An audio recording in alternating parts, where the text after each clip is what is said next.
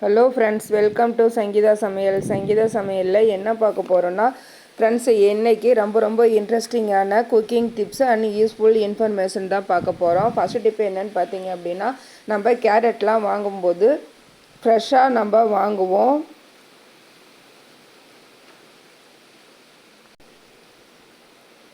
கேரட்லாம் நம்ம வாங்கும்போது ஃப்ரெஷ்ஷாக நம்ம வாங்கணும். வாங்கிட்டு அந்த கேரட் நம்ம சீவி எடுக்கும்போது லாஸ்ட்டாக ஒரு சின்ன பீஸ் இருக்கும். அது ஒரு ஃபோர்க் ஸ்பூன் இருந்தால் நீங்கள் அதில் துருவி எடுத்துக்கோங்க. ரொம்ப ஈஸியாக இருக்கும். நெக்ஸ்ட்டு டிப்பு என்னன்னு பார்த்தீங்கன்னா, நம்ம குடமிளகாயெல்லாம் வாங்குவோம். குடமிளகாயெல்லாம் வாங்கும்போது ரொம்ப ஃப்ரெஷ்ஷாக அந்த காம்பு பகுதி நல்லா க்ரீனிஷாக இருக்கிறதா பார்த்து நீங்கள் வாங்குங்க. இப்போ நான் காமிக்கிற மாதிரி இருக்கணும். அந்த மாதிரி இருந்தால் தான் அது ஃப்ரெஷ்ஷாக இருக்கும். அப்போ நம்ம இந்த குடமிளகாயை நம்ம வாரத்தில் இருமுறை நம்ம சாப்பிட்டு வந்தோம்னா நமக்கு கேன்சர் வராமல் தடுக்கும், கண் பார்வை திறனை அதிகரிக்கும். கண் பிரச்சனை இருக்கிறவங்க வாரம் 2 முறை தொடர்ந்து சாப்பிட்டு வாங்க, கண் பிரச்சனை வராமல் இருக்கும். நெக்ஸ்ட் டிப்பு என்னென்னு பார்த்தீங்கன்னா, நம்ம ஆட்டுக்கறி நம்ம வாங்கி சாப்பிட்றத விட ஆட்டுக்குடல் வாங்கி சாப்பிட்டோம்னா இதில் ஏகப்பட்ட பெனிஃபிட்ஸ் இருக்குது. என்ன அப்படின்னு பார்த்தீங்க அப்படின்னா, விட்டமின் டி, இ, கே அதிகமாக இருக்குது. இரும்பு சக்தி, மக்னீசியம் இருக்குது. வயிற்றில் புண் இருக்கிறவங்க குடல் அடிக்கடி சமைச்சு சாப்பிட்டு வந்தீங்கன்னா நல்ல பலன் கிடைக்கும். அந்த தண்ணியை வேஸ்ட் பண்ணாமல் நீங்கள் 1 ஸ்பூன் குடல் வேக வைக்கும்போது 1 ஸ்பூன் சின்ன ஜீரகமும் உப்பும் ஆட் பண்ணி நீங்கள் 5-6 டைம் விசில் விட்டு நீங்கள் அந்த தண்ணியை குடிச்சு வந்தீங்கன்னா குடல் புண் சீக்கிரமாகவே ஆறிடும். செரிமான பிரச்சனை வராமல் சரி செய்யும். இந்த குடல் நம்ம க்ளீன் பண்ணும்போது கையில் ஒரு வாடை வரும். அது வராமல் இருக்கிறதுக்காக நீங்கள் காஃபி தூள் கையில் கொஞ்சமாக ஆட் பண்ணி நீங்கள் தேய்ச்சி கொடுத்தீங்கன்னா அந்த வாசனை வராமல் இருக்கும். நெக்ஸ்ட் டிப்பு என்னன்னு பார்த்தீங்கன்னா, நம்ம சப்பாத்தி பூரிக்கு மாவு பிசைகிறது ஒரு பெரிய வேலையாக இருக்கும். அது கையிலெல்லாம் பிசு பிசுன்னு ஒட்டும், நமக்கு கஷ்டமாக இருக்கும். அந்த மாதிரிலாம் இல்லாமல் நம்ம ஈஸியாக கையை வைக்காமல் எப்படி மாவு பிசையலாம் அப்படிங்கிறத பார்க்கலாம். உங்கள் வீட்டில் மிக்ஸி ஜார் எடுத்துக்கோங்க. மிக்ஸி ஜாரில் நான் 1/2 கிலோ மாவு எடுத்திருக்கேன். 1/2 கிலோ மாவு எனக்கு 2 முறை நான் போட்டு நான் பிசைஞ்சு எடுத்துக்கிட்டேன். 2 டைமாக ஃபுல்லாக நிறைய போட முடியாதனால நான் 2 டைமாக நான் ஆட் பண்ணி நான் பிசைஞ்சு எடுத்துக்கிட்டேன். மிக்ஸி ஜாரில் குக்கிங் ஆயில் 1 ஸ்பூன் ஆட் பண்ணிக்கோங்க. ஆட் பண்ணி நல்லா ஃபுல்லாக எல்லா பகுதியும் உள் சைடில் படுற மாதிரி நீங்கள் தொடச்சி விட்டுருங்க. அதில் நான் 1 கப் மாவு எடுத்துக்கிட்டேன். பெரிய கப்பில் 1 கப் மாவு போட்டுட்டேன். அதுக்கு தேவையான அளவு கொஞ்சமாக ஒரு 1/4 டம்ளர் ஒரு 4 ஸ்பூன் அளவு தண்ணி ஆட் பண்ணி சால்ட்டு போட்டு நான் இந்த மாதிரி பல்ஸ் மோடில் விட்டு அரைச்சி எடுத்துக்கிட்டேன். பாருங்கள், நல்லா ஓரளவுக்கு வந்துடுச்சு. இப்போ நம்ம இதை வேறு பவுலுக்கு மாற்றிடலாம். தண்ணி நிறையா ஊற்றக்கூடாது, கொஞ்சமாக தான் நீங்கள் தண்ணி விட்டு பல்ஸ் மோடில் தான் வச்சு எடுக்கணும். பாருங்கள், மிக்ஸி ஜார்லேயே கொஞ்சம் கூட ஒட்டவே இல்லை. நம்ம மிக்சியில் மாவு அரைச்சா எப்படி கழுகுறது அப்படின்னு நினைக்காதீங்க. ரொம்ப ஈஸியாக இருக்கும். ஈஸியான மெத்தடு தான். நான் பாருங்கள் 2 டைமாக போட்டு எடுத்துக்கிட்டேன். இப்போது நான் இதில் தண்ணியோ ஆயிலோ எதுவுமே விடலை. ஒரு பவுலில் மாற்றிட்டு நான் பிசைஞ்சு எடுத்துக்கிட்டேன். ரொம்ப ஈஸியாக இருந்தது இந்த மெத்தட் எனக்கு. அதனால தான் உங்களோட நான் ஷேர் பண்ணியிருக்கேன். உங்களுக்கும் இந்த டிப்ஸ் ரொம்ப பிடிக்கும்னு நம்புகிறேன். பிடிச்சிருந்தா இந்த டிப்ஸ்க்கு ஒரு லைக் பண்ணி ஷேர் பண்ணுங்கள். உங்கள் ஃபேமிலி மெம்பர்ஸ்க்கும் ஃப்ரெண்ட்ஸுக்கும் ஷேர் பண்ணி சப்போர்ட் பண்ணுங்கள்.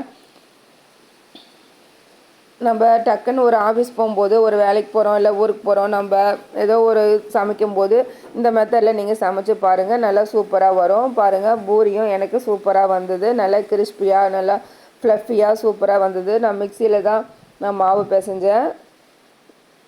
இப்போ நெக்ஸ்ட் டிப்பு என்னென்னு பார்க்கலாம். நம்ம மார்க்கெட்லாம் போய் வந்தோம்னா காய்கறி வாங்கிட்டு வருவோம். வாங்கிட்டு வரும்போது சில சமயம் கவரில் நாட்டு விழுந்துடும், முடிச்சு விழுந்துடும். அந்த முடிச்சு நம்ம எப்படி சுலபமாக ஈஸியாக நம்ம பிரித்து எடுக்கிறது அப்படிங்கிறத பார்க்கலாம். இந்த கவரை நம்ம கத்தி வச்சு கட் பண்ணோம்னா வேஸ்ட்டாக தான் போகும். வேறு ஏதாவது நம்ம ஸ்டோரேஜுக்கு கூட நம்ம யூஸ் பண்ணிக்கலாம். இப்போ 1 சைடு நான் சொல்கிற மாதிரி நீங்கள் முறுக்கி கொடுங்க.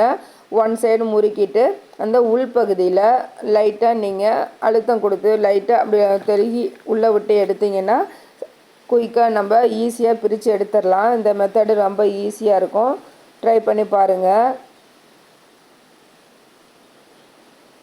ஒரு கையில் நீங்கள் முறுக்கிட்டு மறுபடியும் உள்ளே விட்டு உள்பகுதியை லைட்டாக இந்த மாதிரி இழுத்திங்கன்னா போதும். சூப்பராக பிரிஞ்சு வந்துடும் கவரு. பாருங்கள், நான் பிரித்து எடுத்துக்கிட்டேன். நான் வாங்கிட்டு வந்த காய்கறிலாம் நான் இப்படி தான் நான் ஸ்டோரேஜ் பண்ணுவேன். நான் முட்டைக்கோஸ், கொடமிளகாய், வெண்டைக்காய், பீட்ரூட் மட்டும் வாங்கி வந்திருந்தோம். இப்போது கொடமிளகாய் ஆகட்டும், வெண்டைக்காய் ஆகட்டும், வெண்டைக்காய், பீட்ரூட்டு எதுவாக இருந்தாலும் நீங்கள் கட் பண்ணி கூட நீங்கள் பாக்ஸில் ஸ்டோர் பண்ணி வச்சுக்கலாம். 7 நாளைக்கும் 7 வகை காய் கூட நீங்கள் கட் பண்ணி ஸ்டோர் பண்ணி வச்சுக்கிட்டிங்கன்னா மார்னிங் எழுந்து நீங்கள் சமைக்கிறதுக்கு ரொம்ப ஈஸியாக இருக்கும். நான் இந்த பாக்ஸ் வந்து நான் அமேசானில் தான் வாங்கினேன். அமேசானில் கொஞ்சம் ரேட் அதிகமாக தான் இருக்குது. நீங்கள் ஃப்ளிப்கார்ட்டில் வாங்கினீங்கன்னா 12 பாக்ஸ் 220 ரூபா தான். நீங்கள் உங்கள் விருப்பம் போல் நீங்கள் வாங்கிக்கோங்க. இந்த மாதிரி பீட்ரூட் மேல் பகுதியும் அடிப்பகுதியும் நீங்கள் வந்து கட் பண்ணிவிட்டு நீங்கள் பாக்ஸில் ஸ்டோர் பண்ணி வைங்க. கொஞ்சம் கூட பீட்ரூட் வாடாது, அப்படியே இருக்கும். 15 நாள் 20 நாள் வரைக்கும் கூட கெடாமல் இருக்கும். வெண்டைக்காவும் அடிப்பகுதியும் தண்டு பகுதியும் நீங்கள் கட் பண்ணி வச்சுருங்க. நுனி பகுதியும் அதுவும் கொஞ்சம் கூட முத்தாது, சூப்பராக ஃப்ரெஷ்ஷாக அப்படியே இருக்கும். நான் இந்த மாதிரி தான் இந்த மெத்தடில் நான் ஸ்டோர் பண்ணி வச்சுக்கிட்டேன் ஃப்ரெண்ட்ஸ். உங்களுக்கு இந்த டிப்ஸும் ரொம்ப யூஸ்ஃபுல்லாக இருக்கும்னு நினைக்கிறேன். நம்ம இந்த மாதிரி பாக்ஸ் வாங்கி நம்ம ஸ்டோர் பண்ணி வைக்கும்போது நம்ம ஃப்ரிட்ஜும் ஆர்கனைஸ் பண்ணி வச்ச மாதிரி இருக்கும். பார்க்குறதுக்கும் நீட்டாக இருக்கும். நமக்கு வேலையும் சுலபமாக முடியும். ஒவ்வொரு பாக்ஸ்லேயும் ஒவ்வொரு காய்கறி நம்ம ஸ்டோர் பண்ணி வைக்கும்போது நமக்கு ரொம்ப ஈஸியாக இருக்கும்.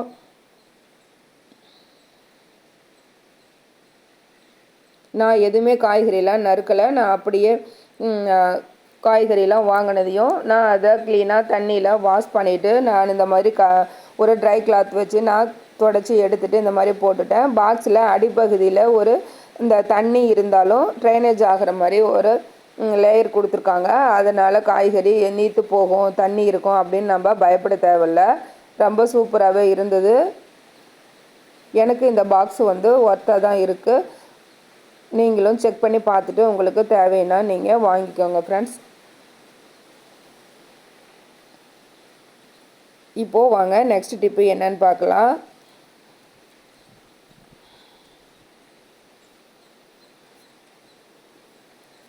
நம்ம வெண்டைக்காய், கொத்தவரங்காய் இதெல்லாம் நம்ம நறுக்கிறதுக்கு கொஞ்சம் லேட் ஆகும். அந்த மாதிரி இல்லாமல் நம்ம ஈஸியாக குயிக்காக எப்படி நறுக்கலாங்கிறத பார்க்கலாம். லப்பர் பேண்டு இருந்தால் எடுத்துக்கோங்க. லப்பர் பேண்டு இந்த மாதிரி காய்களில் வெண்டைக்காய், கொத்தவரங்காய் எது இருந்தாலும் இந்த மெத்தடில் நீங்கள் நறுக்கலாம். இந்த மாதிரி ஒரு லப்பர் பேண்ட் போட்டுட்டு இப்போது கத்தி வச்சு நீங்கள் கட் பண்ணிங்கன்னா கிலோ கணக்கில் காய்கறி இருந்தாலும் குயிக்காக நம்ம கட் பண்ணி எடுத்துடலாம். ரொம்ப ஈஸியாக இருக்கும். நான் டக்குன்னு நறுக்கி எடுத்துட்டேன் பாருங்கள். எவ்வளோ சூப்பராக இருந்தது. எனக்கு குயிக்காக வேலையும் முடிஞ்சது.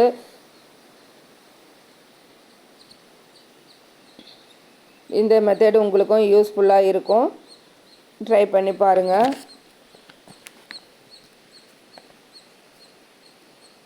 நீங்கள் வெண்டைக்காய் நறுக்கும்போது கத்தியில் லெமன் ஜூஸ் இருந்தால் லைட்டாக அப்ளை பண்ணிக்கோங்க. இல்லைன்னா குக்கிங் ஆயில் கூட அப்ளை பண்ணிக்கோங்க. கத்தியில் காய்கள் ஒட்டாது. லாஸ்ட்டு ஃபைனல் டிப் என்னன்னு பார்த்தீங்கன்னா, நம்ம மாங்காய் சாதம் தான் ஃப்ரெண்ட்ஸு செய்ய போகிறோம். அதுக்கு தேவையான பொருள் இந்த மெத்தடில் நீங்கள் மாங்காய் சாதம் செஞ்சு பாருங்கள். அவ்வளோ டேஸ்ட்டாக இருக்கும். நான் எங்கள் தோட்டத்தில் இருந்த மாங்காய் தான் எடுத்துக்கிட்டேன். நான் கிளிமூக்கு மாங்காய் தான் 2 எடுத்து நான் துருவி வச்சுருக்கேன். கேரட் சீவியில் கொஞ்சம் பெரிய கண் பகுதியில் நீங்கள் துருவி எடுத்துக்கோங்க. இந்த மாதிரி துருவி எடுத்துட்டு இப்போது நம்ம ஸ்டவ் ஆன் பண்ணிக்கலாம். ஸ்டவ் ஆன் பண்ணி பாத்திரம் வச்சுக்கோங்க. இதில் நம்ம என்னென்ன போட போகிறோம் அப்படின்னு சொன்னால், நான் கொஞ்சமாக ஆயில் விட்டுக்கோங்க. ஆயில் விட்டுட்டு கடாய் சூடு என்னதையும் ஆயில் விட்டுக்கோங்க. ஆயில் விட்டுட்டு இதிலேயே நம்ம கடுகு, உளுத்தம்பருப்பு, கடலைப்பருப்பு, கறிவேப்பிலை, பச்சை மிளகாய் வந்து விதையை நீக்கிட்டு போடுங்க. வேர்க்கடலை, சின்ன ஜீரகம் இதெல்லாம் நீங்கள் எடுத்துக்கோங்க. வேர்க்கடலை வந்து நீங்கள் ட்ரையாக காஞ்ச வேர்க்கடலை எடுத்து ஆயில்லையே ஃப்ரை பண்ணும்போது நல்லா கிறிஸ்பியாக மொறுமொறுன்னு இருக்கும். அதனால் நீங்கள் தனியாக ஃபஸ்ட்டு ஆயில் சூடு ஏறினதையும் வேர்க்கடலையை ஃப்ரை பண்ணி தனியாக எடுத்து வச்சுக்கோங்க. நான் காஞ்ச மிளகாய் கொஞ்சம் போட்டிருக்கேன். காஞ்ச மிளகாவும் பச்சை மிளகாவும் ஆட் பண்ணி இந்த மாதிரி நீங்கள் செய்யும்போது செம்ம டேஸ்ட்டாக இருக்கும். ட்ரை பண்ணி பாருங்கள். பெருங்காயத்தூள், மஞ்சள் தூள் எல்லாம் போட்டு நம்ம வதக்கி எடுத்துட்டு அது கூடவே நம்ம துருவி வச்சுருக்க மாங்காயும் போட்டு நம்ம இந்த மாதிரி கிளறுனா சூப்பரான மாங்காய் சாதம் ரெடி ஃப்ரெண்ட்ஸ். நான் சொல்லியிருக்க எல்லா டிப்ஸுமே உங்களுக்கு ரொம்ப பிடிச்சிருக்குன்னு நம்புகிறேன். பிடிச்சிருந்தா என்னோடய சேனலை லைக் பண்ணி ஷேர் பண்ணி சப்போர்ட் பண்ணுங்கள். Thank you friends. மீண்டும் நெக்ஸ்ட் வீடியோவில் சந்திக்கலாம். பாய்.